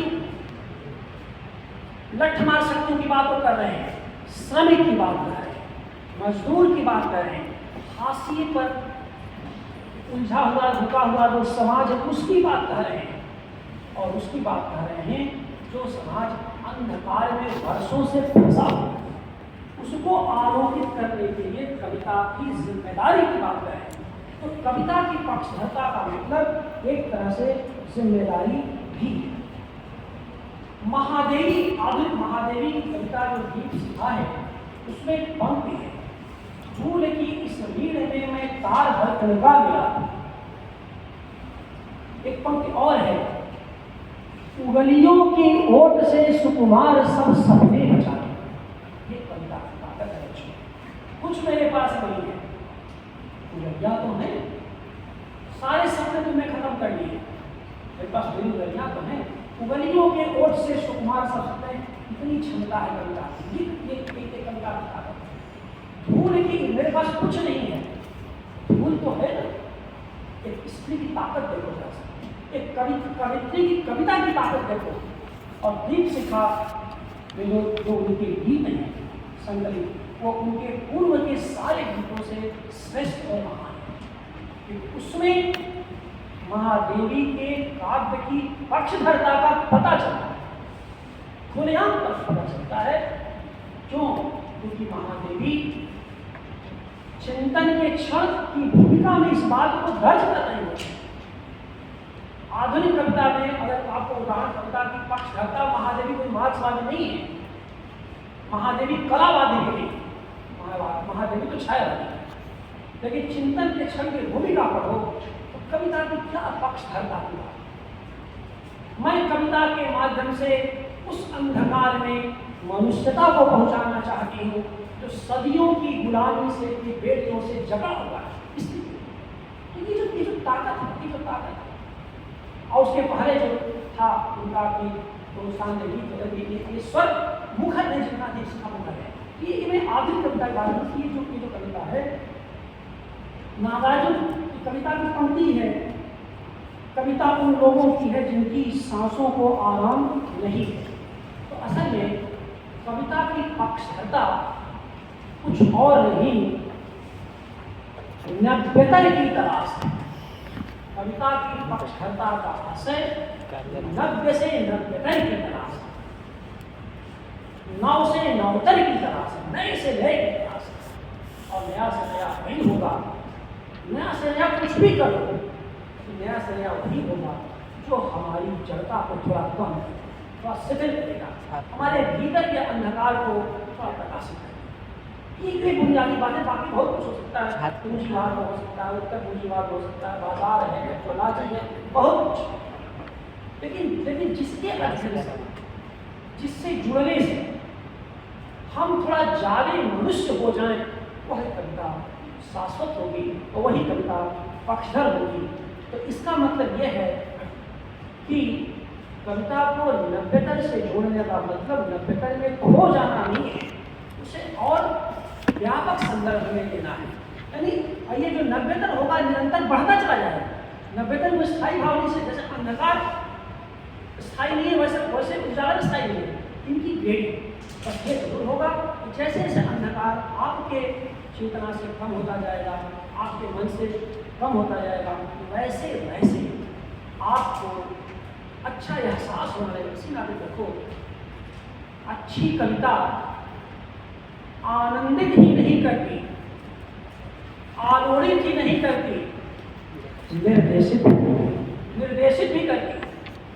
हमें कैसा होना चाहिए, इसीलिए याद रखा अरस्तु को अपने गुरु से जब टकरा रहा था और गुरु ने कहा कविता तो अनुकृति है, नकल है, उसने गुरुदेव आपकी बात गलत है, ऐसा नहीं है। कविता तो उच्चतम की तलाश है, उच्चतम बिंदु की तलाश है। अगर नकल करती है तो उसकी नकल करती है जो भविष्य में होने वाला है, जो हो चुका है। मैंने ऐसे समझो कि एक तरफ अरस्तु है, दूसरी तरफ एक तरफ प्लेटो है, दूसरी तरफ अरस्तु है। मैं कहता हूँ प्लेटो का आदर्श यहाँ रखा है, जिसकी नकल का आरोप लगाते हैं कवियों पर, लेखकों पर, और अरस्तु का आदर्श यहाँ आगे, जिसे पाना है। तो कविता अपनी प्रतिबद्धता में, अपनी संबद्धता में, अपनी लोकबद्धता में जो पाना है, और वाल्मीकि से लेकर के निराला तक जो पूरी काव्य की यात्रा है, उसी श्रेष्ठ की तलाश की यात्रा है, और हमें उस बात को समझना होगा। तो इस रूप में कुछ बातें जो निकली, उसका निष्कर्ष ये है कि कविता अदृश्य को आलोकित करती है, अलक्षित को लक्षित करती है, और अन्य को आत्मीय बनाती है। तो कविता में सब भूल जाओ, लेकिन कविता अन्य की आत्मीयता की लिखा है। कविता का कोई भी अन्य नहीं है, सब अन्यतम है। एक अन्य है, दूसरा अन्यतम है। जब मैं कहूँ अरुण सर अन्य है तो समझो विभाजन हो गया, और जब कहूँ अन्यतम है तो मेरे दिल में बस गया। तो सोचो, ये कविता है अन्य को भी अन्यतम बनाती है, यह कविता की ताकत है। और इस तरह से अगर देखें हो बाकी साहित्य में, जैसे कि कविता में एक शब्द है परिवृत्त असहिष्णुता। ये पारिभाषिक शब्द है, लेकिन बताना जरूरी है। कविता में परिवृत्त असहिष्णुता, ये जान लो, इस पर मैंने अभी कभी बोला नहीं, तो इसलिए कभी बातचीत की, तो नया शब्द दे रहा हूँ, और वो अभी ध्यान रखने का। परिवृत्त असहिष्णुता का मतलब ये है कि कविता भाषा को लेकर के तो बहुत सख्त रहती है, लेकिन भावना को लेकर के बड़ी उदार है। ये है परिवृत्त असहिष्णुता। मैंने कविता की भाषा में जो कवि ने भाषा दी है, और जो उच्चतम बिंदु पर कविता पहुंच के आई है, उस कविता में एक भी शब्द आप नहीं बदल सकते। तोड़ती पत्थर का तो तोड़ती पत्थर छायावादी महान कवि की मुक्त छंद की कविता है, लेकिन एक शब्द बदल के देखो, दिवा का तमतमाता रूप कर दो, दिवा का ऊर्जस्वित रूप करके देखो, दिवा का गर्म रूप करके देखो, खत्म हो जाएगा। एक बहस कल उठी उस कार्यक्रम में, और उसके पहले भी कुछ विद्वानों ने बहस उठाई कि वह तोड़ती पत्थर में इलाहाबाद के पथ की जगह बनारस का पथ क्यों नहीं हो सकता, 12/7 का पथ क्यों नहीं हो सकता। क्योंकि हम लोग जो आ रहे थे तो छोटी सकरी पतली सड़कें थी, दोनों तरफ घर बसे हुए हैं, तोड़ती पत्थर में महिला यहाँ भी पत्थर तोड़ सकती है। गर्मी वैसे ही है, बल्कि बनारस इलाहाबाद से ज़्यादा भयानक गर्मी यहाँ है, क्योंकि ह्यूमिडिटी है वहाँ। बनारस की गर्मी तो बड़ी गर्मी है, लेकिन चल जाएगा। यहाँ तो उसके बाहर निकलो तो मतलब इतनी उमस से पूछो ना, तो उमस में तोड़ने वाली पत्थर तोड़ने युवती का जो कष्ट होगा तो ज़्यादा भयानक होगा। इतनी बड़ी ऊपर से धूप पड़ ही नहीं है। लेकिन क्या कभी आपने सोचा कि इलाहाबाद को हटाते ही आप प्रयागराज कर दीजिए, इलाहाबाद का प्रयागराज हो गया है, वो कविता मर जाएगी, खत्म हो जाएगी। क्योंकि इलाहाबाद जो मीरान ने लिखा, इलाहाबाद एक शहर नहीं, इलाहाबाद एक संस्कृति है, एक सभ्यता है। जब निराला इलाहाबाद का जिक्र वहाँ पर कर रहे हैं तो निराला ये बता रहे हैं इस इलाहाबाद से उसे बहुत उम्मीद है, क्योंकि इस इलाहाबाद में नेहरू भी हैं और निराला भी। ये होता है आत्मावलोकन, आत्मसमीक्षा। तो अब पूरी पूरी कविता तो आत्मसमीक्षा की कविता है। निराला के पीड़ा, गहरी पीड़ा से निकली हुई आत्मसमीक्षा की कविता है। उसमें कैसे बदल गए, वो कैसे काशी बदले, इसे कहते हैं परिवृत्त और सहिष्णुता। इस शब्द को याद रखें, और ये शास्त्रीय शब्द है, संस्कृत साहित्य में प्रयोग किया जाता है। इसका मतलब हुआ कि शब्द तो नहीं बदल सकते, यानी शब्द ठोस हो के ठस हो, जो कविता में आ रहा है। लेकिन क्यों ऐसा किया परिवृत्त और सहिष्णुता में? क्योंकि एक शब्द दूसरे का समानार्थी कभी नहीं होता, कभी नहीं होता। सिनोनिम जिसे तुम लोग पढ़ते हो वो तो प्रतियोगी परीक्षाओं के लिए हम लोग पढ़ाते हैं, लेकिन अक्ष, आंख, नयन, नेत्र सब अलग है, सब अलग है। कविता में जब इनका प्रयोग करोगे तब पता चलेगा कि किसका अर्थ कहाँ है। नयनों का नयनों से गोपन के संभाषण, पलकों से पलकों का प्रथमोत्थान विलग में नयनों का नयनों से गोपन की जगह आंखों से आंखों का गोपन करके देखो ना, कविता मर जाएगी, खत्म हो जाएगी। नेत्रों का नेत्रों से गोपन करना, तो ये है परिवृत्त और सहिष्णुता। लेकिन यहाँ पर कविता पूरी ताकत के साथ अपने शब्द के साथ खड़ी है, लेकिन भावना में, चेतना में, विचार में और संबद्धता में वो बड़ी उदार है। जो मैं बता चुका पहले, वह जो है समावेशी है, सहिष्णु है, जो और इसीलिए कहा कि अन्य के अन्यतम है, अन्य ही नहीं, अन्य नहीं, अन्यतम है। वो जो कुछ है सबके लिए वह जगह देती है और सबका कुछ ये सब बातें करती है। तो कुल मिला जुला करके आप कह सकते हैं कि जो लंबा करते हैं, कुछ सर का कुछ कविताएँ भी पढ़ लूँगा, तो उसके लिए मैं बचा लेता हूँ 10 मिनट, आधे घंटे करीब हो गया होगा। तो कुल मिला कर कविता हो गया। अच्छा, तो एक क्लास तो हो गया, एक कक्षा थी, मैं ईमानदारी से पूरी कक्षा लिया मैंने। तो ये कह रहा था कि ये जो कविता की जो पक्ष रहता है, यानी एक ऐसी कविता, एक ऐसी आप एक कहना चाहता हूँ, उसमें कर्म की अवधारणा, कर्म कविता पढ़ने से कर्म कर्म नहीं प्रवृत्ति चाहिए।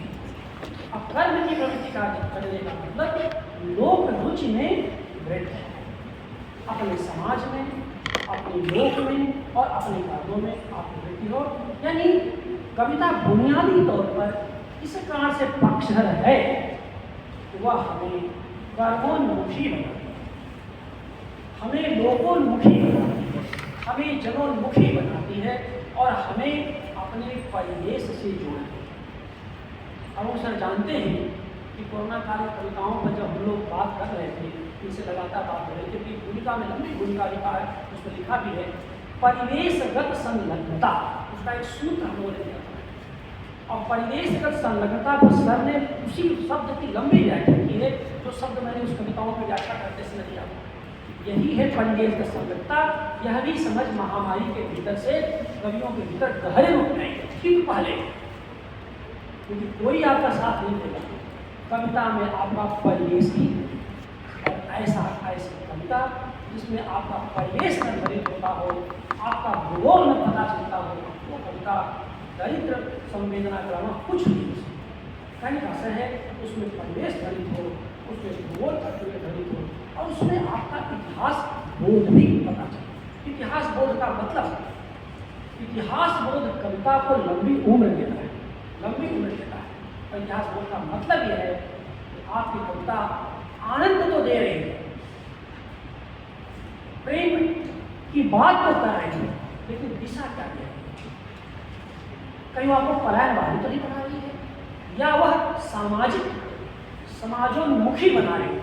ये में भी तो समाजोन्मुखी हो सकता है, ऐसी कौन सी बात है? लिखे प्रेम कविता, लेकिन प्रेम की कविता में केवल देह का वर्णन ही क्यों होगा? प्रेम की कविता तो भक्ति का भी कविता थी, प्रेम को छोड़ के भक्ति का भी कहाँ ताकत थी? लेकिन वह आज तक मानते हैं, आज तक उस पर बहस हो रही है। इस तरह से ये कुछ बातें थी जो तुम लोगों के सामने रखना चाह रहा था। मुझे लगता है कि कुछ तो एक बार फिर मैं मित्र और होता जी के प्रति कृतज्ञ हूँ। इतने खूबसूरत, इतने उन्नत भाल, इतने चेतन छात्र और छात्राओं से संवाद का मौका दिया और 12 साल उस 12 साल को दिखाया जिसमें अरुणवती बाबू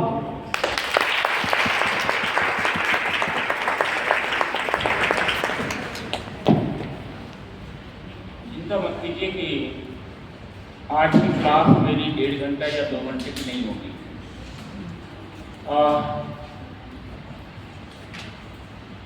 वाल्मीकि से लेकर निराला, नागार्जुन, मुक्तिबोध, तमाम स्वप्नों के बहाने कविता की सैद्धांतिकी और व्यावहारिकी दोनों पक्षों पर इतने विद्वतापूर्ण भाषण, मुझे थोड़ा सा लाइटर मूड में कहूँ तो आज शुक्ल जी अपने मूड में थे।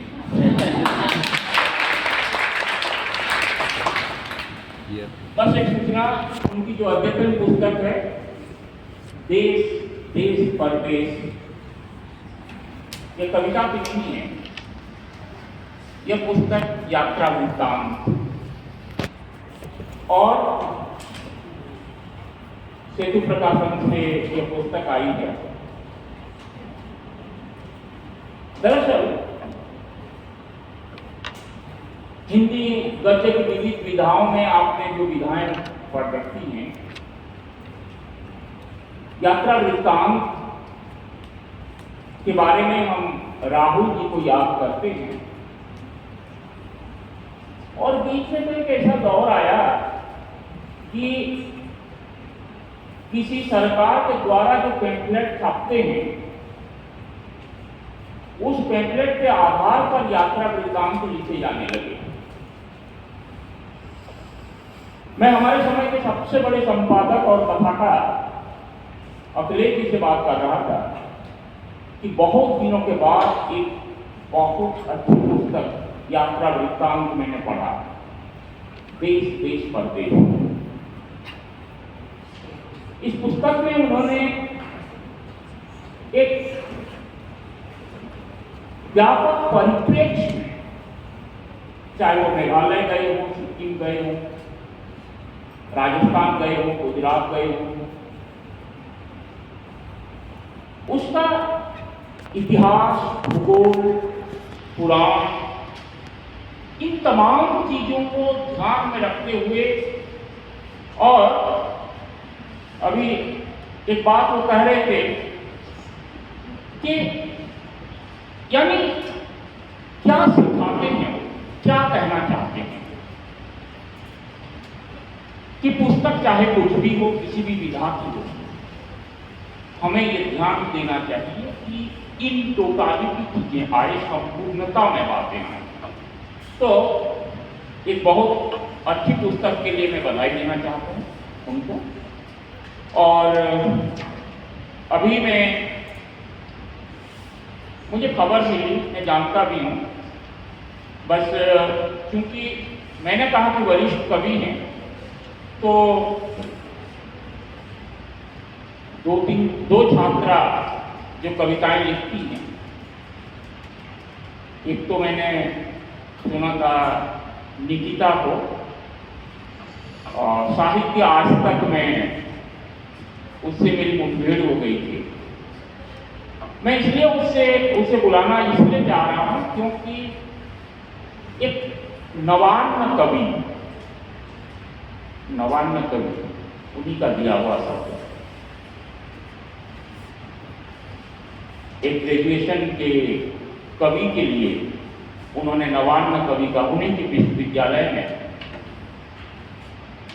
और एक नवान्न कवि जब अपने वरिष्ठ कवियों के समक्ष कविता प्रस्तुत करे तो उनका कुछ आशीर्वाद भी मिलेगा। अगर कोमल लिखती हो तुम्हारे पास कुछ है तो दो एक एक कविताएं आप सर के सामने, क्योंकि मुझे तो कभी भी सुना सकते हैं अगर आपका मन चाहे तो। हालांकि सर ने जैसे कहा कि एक तथाकथित या सोकल्ड आलोचक, सोकल्ड आलोचक सचमुच मैं एक बात स्वीकार कर लूँ आप सबों के सामने, इस पुस्तक की इतनी तारीफ कर रहे थे सर,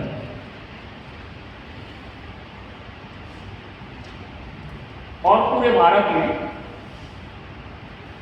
मेरे द्वारा संपादित उस पुस्तक की अशोक वाजपेयी से लेकर भूलेंद्र पटेल तक की जो कविताएं चुनी गई, लगभग 2000 कविताएं आई थी, तिमिर में ज्योति जैसे।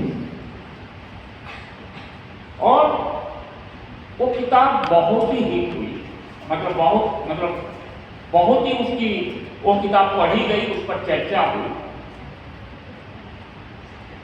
भूमिका के चलते नहीं, बल्कि तमाम बड़े कवि, बहुत सारे बड़े कवि उसमें छूट भी गए, क्योंकि अपनी छोटी दृष्टि होती है, मेरी छोटी दृष्टि थी, तो मैंने जिन कविताओं को नहीं समझा, जाहिर सी बात है वो बड़े कवि हुए तो भी छूट गई, कोई बात नहीं। तो वह श्री प्रकाश जी और परम आदरणीय वरिष्ठ कवि मदन कश्यप की योजना थी। उनके दिमाग में पहले वो बात आई थी और मैंने वहां से पिकअप कर लिया। तो जाहिर सी बात है, इसलिए मैं धन्यवाद करना चाहता हूँ। दो छात्र जो हमारे स्टूडेंट्स हैं वो अपनी कविता सुनाएंगे, इसके बाद हम विस्तार से सर से कुछ कविता सुनेंगे। तो जाहिर सी बात है कि हम सभी कवि हैं, कभी अगर लिखेंगे तो ये किताब, ये जो कविताएं हम सुनेंगे, उसके जो पढ़ने का ढंग है, लहजा है, वहाँ से भी कुछ सीखेंगे। इस सीखने और जानने और समझने का दौर है, जिसमें भी ये थोड़ी सी इच्छा बची हुई है। जाहिर सी बात है कि वह बहुत आगे जाएगा, और जिसमें ये भाव है कि वह सब कुछ जानता है और रविंद्रनाथ की उस पंक्ति को भुला देता है कि विशाल एक पृथ्वी कतो कुछ जानी। रविंद्रनाथ कह रहे हैं, जिन्होंने दर्शन पर लिखा, कृषि विज्ञान पर लिखा, साहित्य पर लिखा, संगीत साधना की, कला साधना की, और तमाम विषयों पर जिन्होंने लिखा, केवल लिखा नहीं, देश विदेश उन्होंने भ्रमण किया, और उसके बाद वो कह रहे हैं कि इतनी बड़ी पृथ्वी, विशाल एक पृथ्वी को तो पूजा। तो मैं हमेशा इसलिए कहता हूँ कि हमें ये भाव बचा रहना चाहिए। तो निकिता, आपका स्वागत है।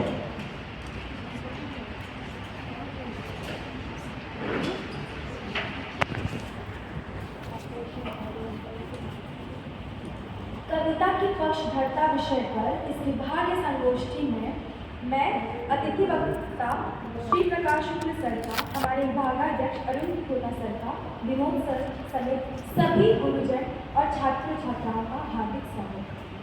मैं निकिता पांडे आप सभी के समक्ष अपनी कविता मैं नदी बोलना चाहती हूँ प्रस्तुत करने वाली।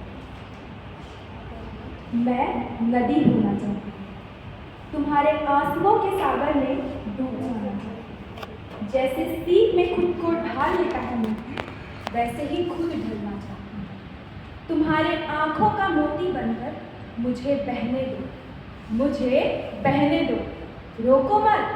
मैं तुम्हारे कष्टों की यात्रा में खुद को पिरोना चाहती हूँ। जैसे मीरा के हलाहल में बस गए थे कृष्ण, जैसे राधा की याद समा गई कृष्ण की बांसुरी में, वैसे ही मैं भी रुक्मिणी बनकर तुम्हारे कर्मों में हो जाना चाहती हूँ। मैं नदी होना चाहती हूँ। मुझे रोको मत, बस बहने दो, जैसे गिरी श्रृंगों से बहता है नीचे। मैं नदी होना चाहती हूँ, मैं नदी होना चाहती हूँ।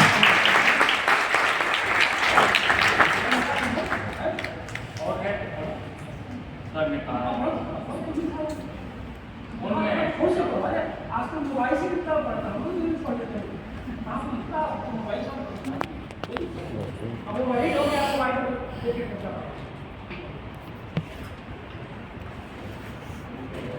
सुनो ना, देखने तो बोल रहे हैं। हाँ, निकिता यहाँ से पढ़ी है। किस ईयर की है? हाँ, किस ईयर की है? नहीं ध्यान में। ठीक।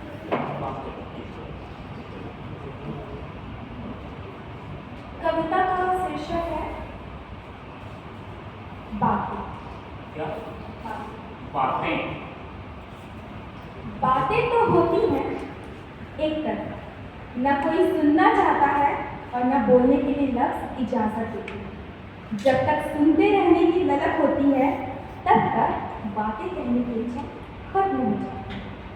फिर भी बातों का मौसम चलता रहता है इस राह में कि कभी वो खत्म न हो। जो शुरू ही नहीं हुआ था कभी वो पतझड़ जैसा न हो, हमेशा वसंत ऋतु की फुहार बना है, क्योंकि बातों का कोई मौसम नहीं होता है तो बस एक पल जिसमें सब कुछ कहने की इच्छा रहती है, एक सुंदर स्वप्न बनकर स्मृति है। धन्यवाद।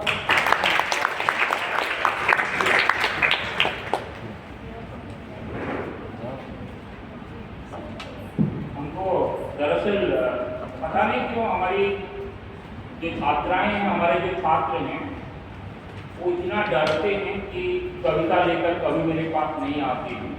कोमल के बारे में भी यही बात है तो कोमल उत्साह, लेकिन कविताएं लिखती रही, हमको बहुत देर में पता चला।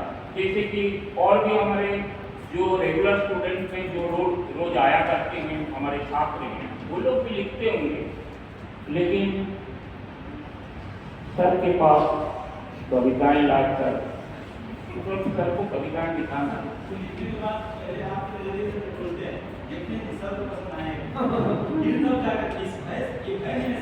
सर रुद्र बहुत देखता है।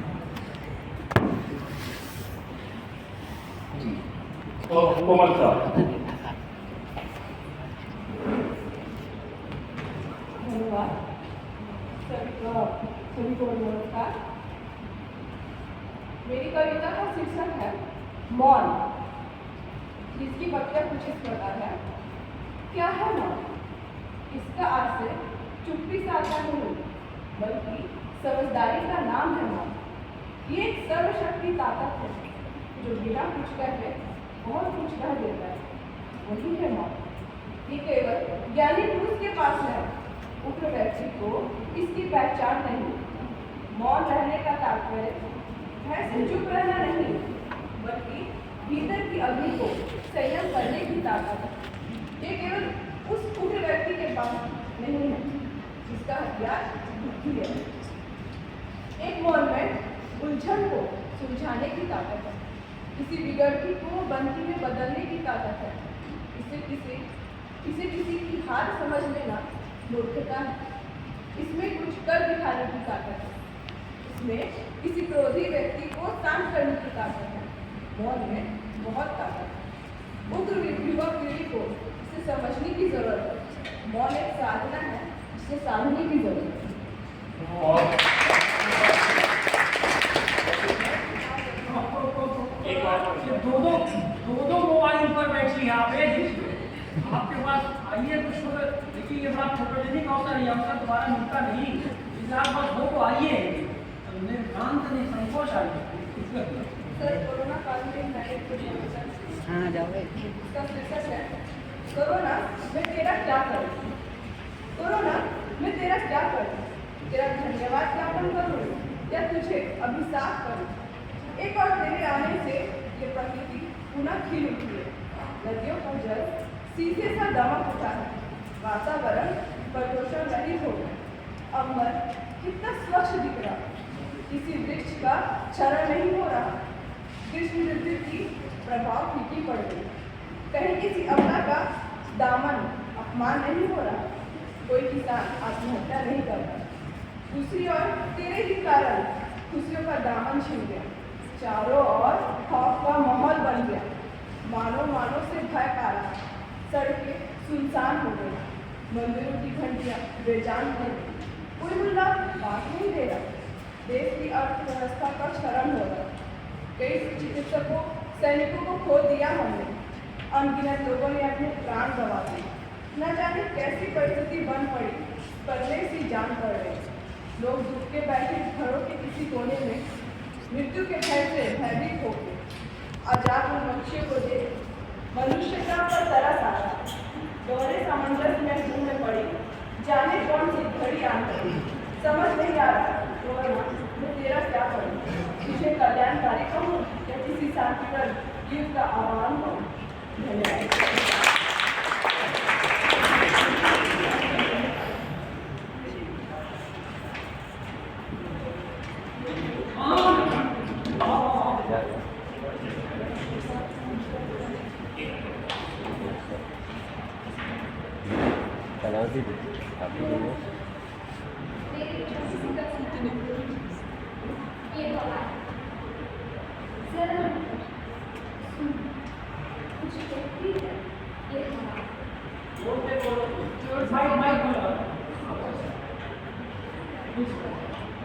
जरा रुको, सुनो, कुछ कहती है ये हवा। कानों में कुछ मधुर गुनगुनाती है ये हवा। होठों पे मुस्कुराहट दे जाती है। नीरस पेड़ों में भी जान डाल जाती है। सागर में लहरें उत्पन्न कर जाती हैं। शांत नदियों में भी सरसराहट हो जाती है। लेकिन ये तब तक नहीं होता है जब तक अपनी सीमा में होती है ये हवा। जब अपनी सीमा तोड़ती है प्रलयकारी बनकर विनाश भी करती है। जो होठों पे मुस्कुराहट दे जाती है वह छीन भी जाती है। जो नीरस पेड़ों में भी जान डाल जाती है वह जान भी ले जाती है। जो सागर में लहरें उत्पन्न कर जाती है वह विनाशकारी बन भी जाती है। जो शांत नदियों में भी सरसराहट भर जाती है वह ज्वार भी उत्पन्न कर जाती है। जरा रुको, सुनिए, कुछ कहती है ये हवा।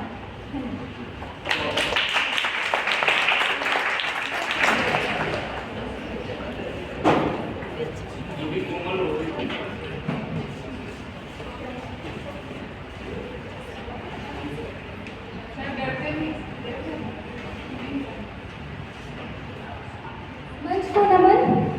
मैं तैयारी के साथ तो आई नहीं हूँ। अगर बोलने का मौका मिला तो क्यों ना बोले। हाँ एकदम सही। मैं 4 पंक्तियों के साथ आप सभी के साथ जुड़ना चाहती हूँ। दिल में कुछ दर्द हमें आबाद रहने दो। दिल में कुछ दर्द हमें आबाद रहने दो। कुछ भूल गई हो बातें, कुछ याद रहने दो। यूं कैद कर हमें पिंजरे में बंद न किया करो। यूं कैद कर हमें पिंजरे में बंद न किया करो। हम पंछी हैं साहब, हमें आजाद रहने दो। हम पंछी हैं साहब, हमें आजाद रहने दो।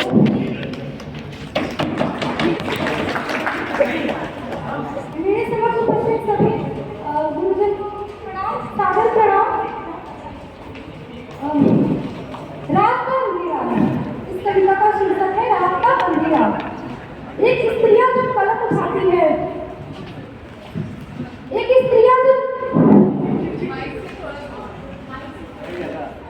एक स्त्रियां जब कलम उठाती है कुछ लिखने के लिए, तो किन किन परिस्थितियों से, किन किन हालातों से होकर गुजरना पड़ता है।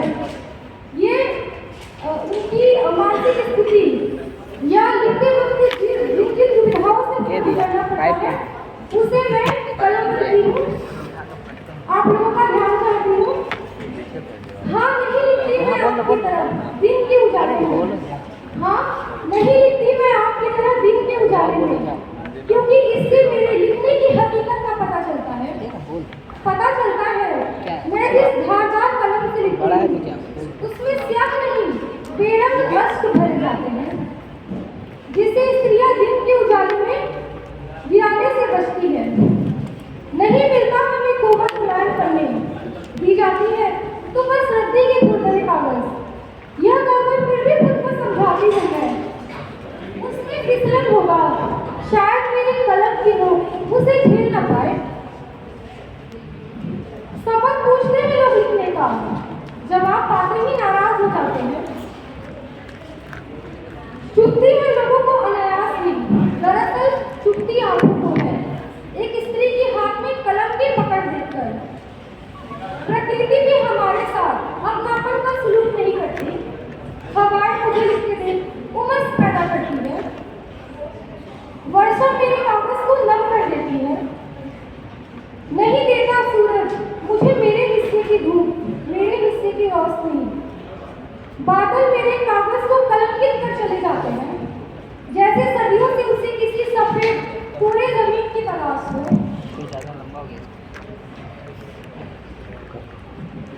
पेड़ छांव नहीं देते, बेवजह संकुचित हो जाते हैं। चिड़िया मेरी कलम को दिन का समझ उठा ले जाती है, हाथ उठाओ तो वक्त दबोच देता है। दुनिया भर की आवाजें लिखते वक्त मेरे कानों में शंखनाद करती है,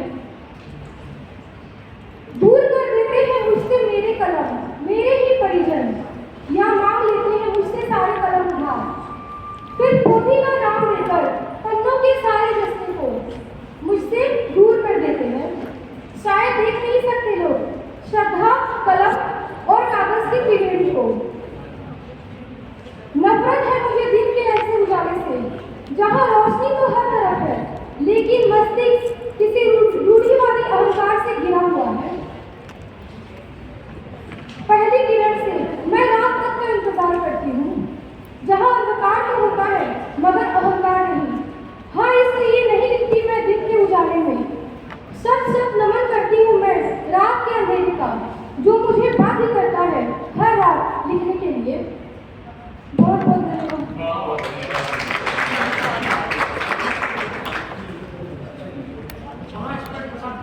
बैटरी पी ली कभी के साथ अन्याय नहीं हो पाएगा। हम उसको सुन लीजिए, यही अंतिम है। क्योंकि आप लोगों को बता दूं कि सर आज लौट भी रहे हैं और मुझे मित्रता भी निभानी है। आज इसमें अन्याय नहीं होता है।